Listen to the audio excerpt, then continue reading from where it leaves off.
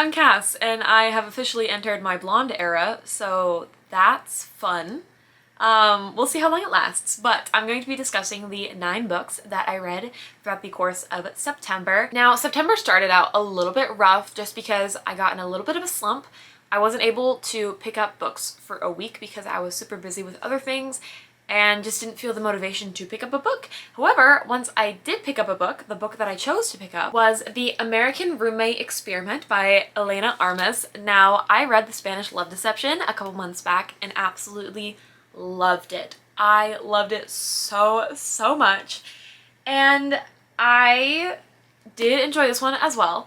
However, I didn't love it as much as The Spanish Love Deception, but that didn't mean that I did not love it. I do believe I gave this a 4.5. I think I originally 5-starred it and then dropped it down to a 4.5 just because I did have a little bit of issues with the pacing. Since I was coming out of a reading slump, I thought it was just me feeling like I was struggling to get through a book.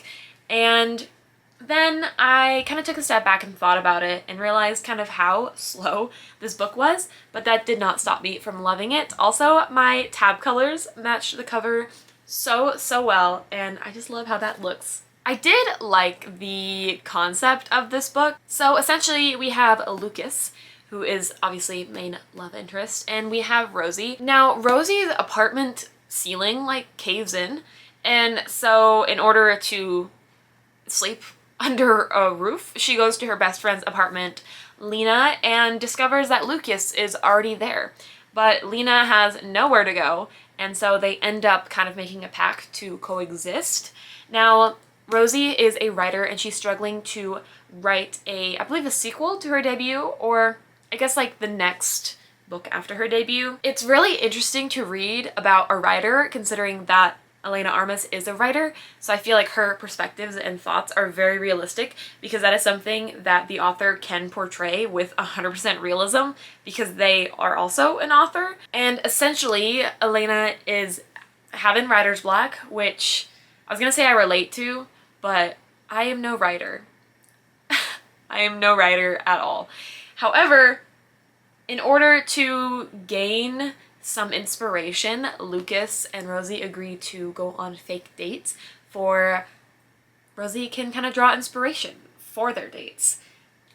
It's a really cute, fun book. If you liked The Spanish Love Deception, I would give this a try. I can't promise that you're gonna love it as much as Lena and Aaron. However, it is still really cute. I will say a lot of people had problems with Lena in this book, who was the main character in The Spanish Love Deception, and people said that she seemed more annoying. Honestly, I'm gonna cue you in on a little secret.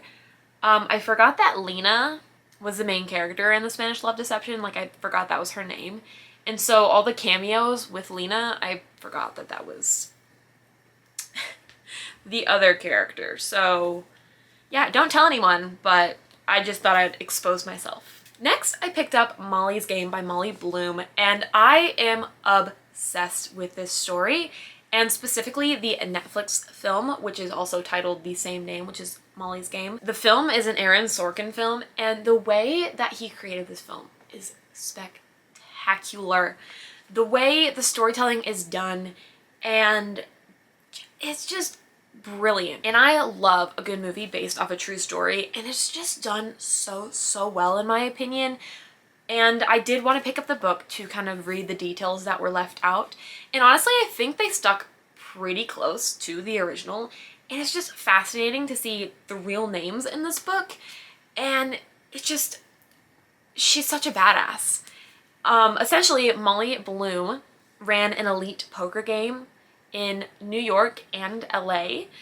And it's basically her story of how she ended up accidentally getting involved with like the Russian mob and being arrested under an indictment with a lot of members from the Russian mob during like a mob sweep. It is a fascinating read. If you haven't watched the movie, I highly recommend it, and if you do enjoy it, I highly recommend picking up the book.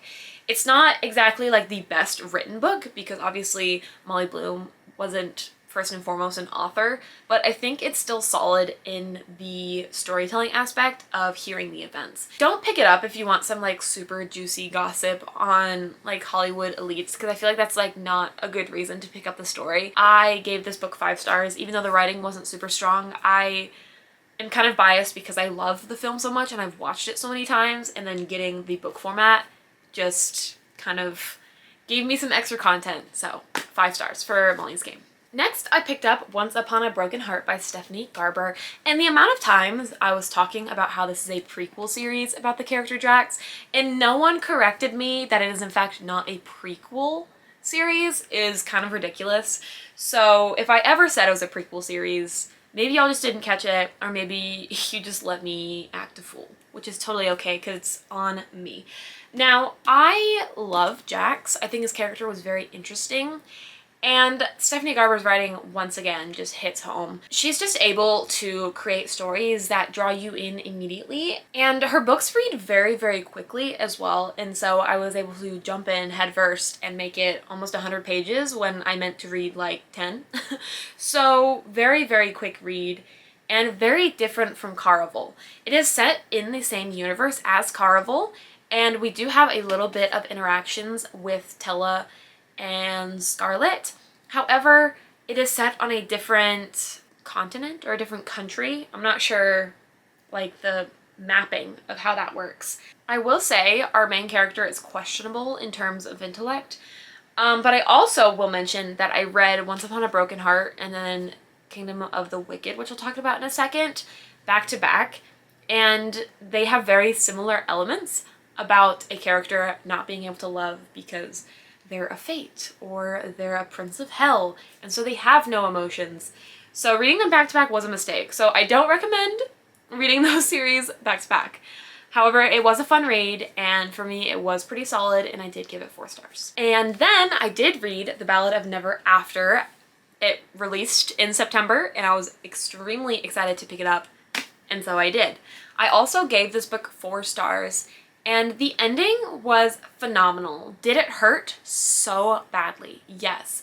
However, I love the ending. I love how it's done because it fits Jack's character so well. And I thought it was so cool of Stephanie Garber to make this just a duology and to end the story there with what happens. Incredible. And then I found out that she was making a trilogy and my respect declined a little bit. I get it's a money-making thing, but I feel like the story is complete. It just makes sense for the place that they're in and the curse that is. The ending makes sense, and I will die on that hill. I think this needs to stay a duology. I don't think there needs to be a 3rd book. I thought what Stephanie Garber did was brilliant. I'm not usually opposed to series continuing when I enjoy them, because I also gave this book 4 stars. But just leave it where it's at. It was so good. I will say, however, I had no interest truly in the love triangle situation thing that was occurring in this book. The romance felt kind of bland in my opinion. However, the plot and the magic and the mysteries needing to be solved is what kept me captivated. So if you're looking for a solid romance, I wouldn't say that this is as good as Caraval in terms of romance. There is some involved, obviously, but I feel like it's not the focal point. There is some, but it's just not very strong. Yeah, 4 stars. I'm going to briefly discuss these because 1, I've already read them this year and I have a video where I actually wrap them up for when I read them for the first time.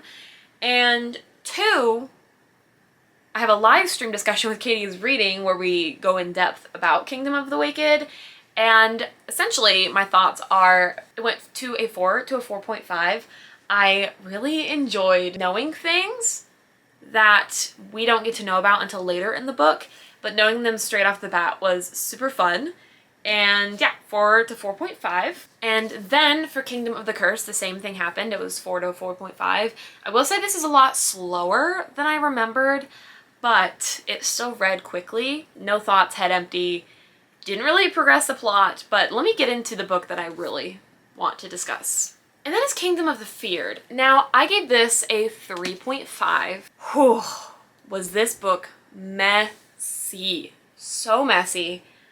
I believe the SparkNote version of my thoughts was Amelia was just horny the whole time. Wrath didn't feel like a main character. I feel like he took a back seat in this book, which is ironic considering this was like the finale, the conclusion, wrapping up the love, all of that sort of thing.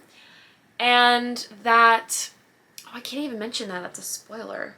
That a character that we're introduced to in a new light, we're gonna keep it vague here, really becomes one of my favorite characters in this book. It is so hard to speak vague about this book, but basically super smutty. And I feel like Amelia got smarter, but her personality also diminished once her and Wrath's relationship came to, I don't know, fucking. Like, that's all she talked about and thought about this entire book.